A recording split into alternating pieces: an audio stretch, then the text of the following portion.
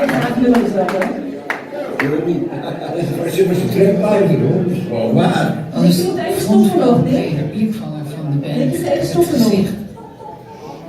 Even wat zeggen, goed? Deze voorstelling is gemaakt als eerbetoon op zongmateriaal voor Earth and Fire. Maar ook als eerbetoon aan Johnny Kaagman. En ik ben er een paar keer bij geweest. En ik werd altijd super ontvangen. Ze heeft me enorm geholpen. Ik mocht haar plakboeken meenemen. Ik mocht alles gebruiken. Ik mocht haar alles vragen. En ze kan er helaas niet meer bij zijn. Vanavond ook wat niet. Ook wegens gezondheidsperikelen. En ik wil alleen nog even over haar vertellen. En dat weten jullie natuurlijk allemaal wel. Maar ze was een van de eerste frontvrouwen van de Nederlandse rockband. En heeft daarmee toch ook de basis gelegd voor de generaties na haar. En we kennen haar natuurlijk ook van haar andere carrières. Zij is jarenlang directeur van Nieuwe Cultuur geweest. Dus kwam op voor de rechten van de Nederlandse popmuzikant.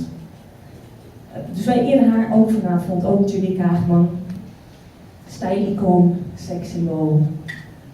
Frontvrouw en zangeres. De zangeres met dat loeistrakke geluid. En de zangeres met het geluid waar je als band wel naar zoekt, omdat het zo specifiek is, zo speciaal, waardoor je uit duizenden herkenbaar wordt. Oké, dit volgende is voor, door en over Judy Kaagman.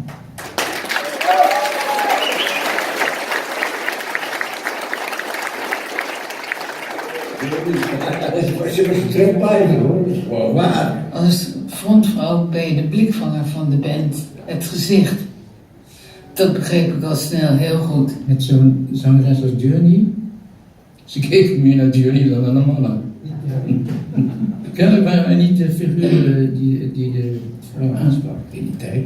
Nou, dat is een hippieband eigenlijk was het min of meer, weet je wel. Met die underground muziek nog, sfeer om zich heen. Ja, dus ik had de indruk dat die vrouwen zaten allemaal ideaal met die Zo'n Madonna was dat. ja, die stonden echt aan te gapen gewoon. Dat wil ik ook. Zo zie je ze denken. Dan moet je ook iets uitstralen, heel apart vak. Dat kan jullie. Kijk, wij staan in onze oude plunje als je die fotoboeken bekijkt. En Journey had altijd leren bakken aan. Wij stonden meestal in het donker een beetje. Hè? Ja. Met die lightshow erachter. En van ons zag je eigenlijk alleen de contouren. En Journey had de spotlight.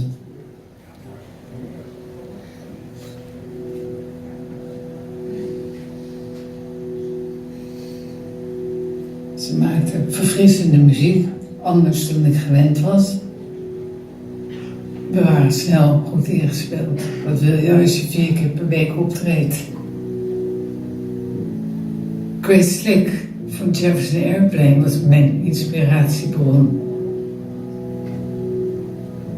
Mensen om ons heen vonden het geweldig wat we deden. We waren behoorlijk kritisch op onszelf, echt niet snel tevreden. Natuurlijk was het wennen aan het plotselinge succes, maar ik kon er wel goed mee omgaan. Ja, we kwamen in alle uithoeken van Nederland. Ieder dorp had zijn eigen zaal en festival.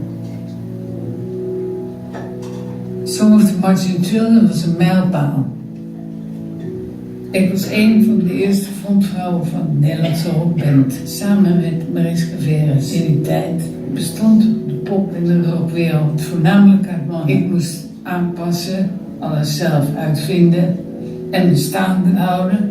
Daardoor heb ik wel een dikke huid gekregen.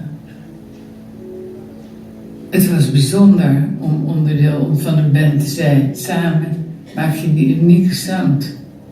Het doet je boven de rest uitstijgen. Het kenmerkende aan mijn stem is dat ik geen vibrato gebruik. Daar hou ik niet van.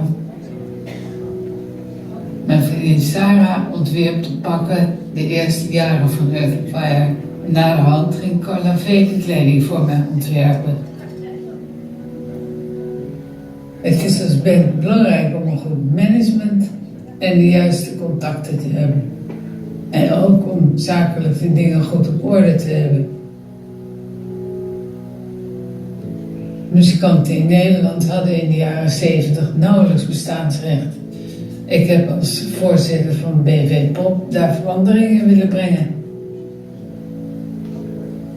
Ik kon mijn eigen pentervaring goed gebruiken tijdens mijn andere carrières. Ik heb daar als voorzitter van BV Pop, directeur Konamis en later Puma Cultuur en als Idol-jurylid veel aan gehad. Ik zou de bandtijd zo weer over willen doen.